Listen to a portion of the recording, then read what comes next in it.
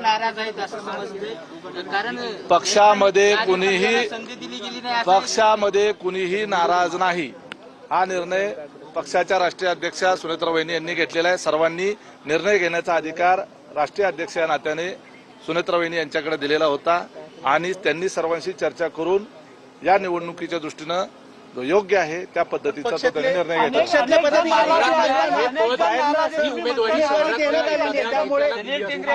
आणखी आशावादी आहे. सुनील टिंगरे म्हणले मी आणखी आशावादी आहे, मी माझं नाव आणखी आहे उमेदवारीमध्ये. उमेदवारी अर्ज भरेपर्यंत जे जे इच्छुक असतात ते सर्वच आशावादी असतात. एकदा पक्षाचा निर्णय झाल्यानंतर पक्षाचा कार्यकर्ता जो आहे तो निर्णय मान्य करत असतो. या जे जे इच्छुक आहेत त्या सगळ्यांनी मिळून आदरणीय सुनेत्रा वहिनींना निर्णय घेण्याचे अधिकार दिलेले होते आणि त्यांनी निर्णय घेतल्यानंतर त्या ठिकाणी सर्वांना तो मान्यच असतो आणि सगळ्यांनी तो मान्य केलेला आहे. सगळ्यांची चर्चा झालेली आहे. नाराजी दूर झाली आता राष्ट्रवादी काँग्रेस. राष्ट्रवादीत मुळात नाराजीच नाही तर ती दूर कर.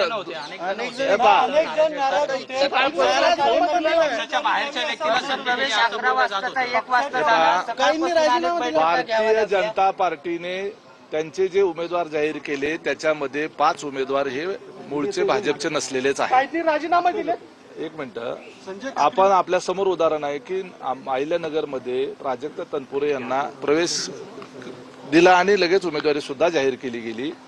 त्या त्या जिल्ह्यामध्ये त्या त्या परिस्थितीनुसार निवडणुकीच्या दृष्टिकोनातून पक्षाला निर्णय घ्यावे लागत असतात आणि त्या पद्धतीनं जो योग्य आहे तो निर्णय पक्षाच्या वतीनं घेण्यात आलेला आहे.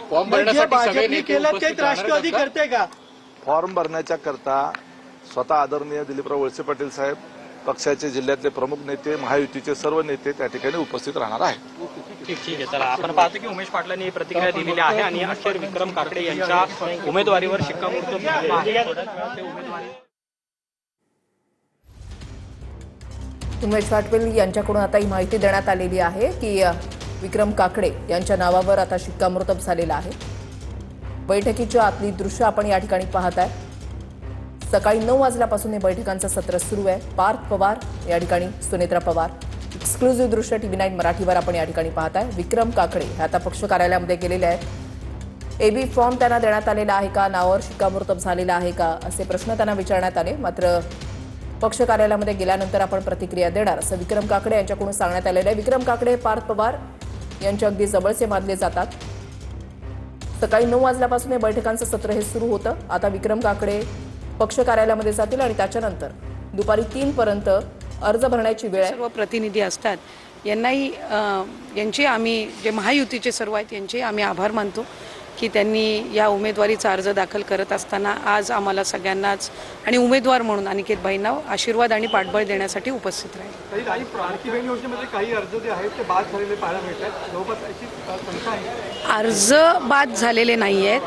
खरं तर महायुतीची एक सर्वात महत्त्वाकांक्षी योजना म्हणजे मुख्यमंत्री माझी लाडकी बहीण योजना आहे. याची eKYCची प्रक्रिया ही साधारणपणे गेल्या वर्षी ऑगस्ट महिन्यामध्ये सुरू झाली होती आणि त्याला पहिल्या सुरुवातीच्या ह्याच्यामध्ये जवळपास 3 महिन्याचा कालावधी देण्यात आला होता.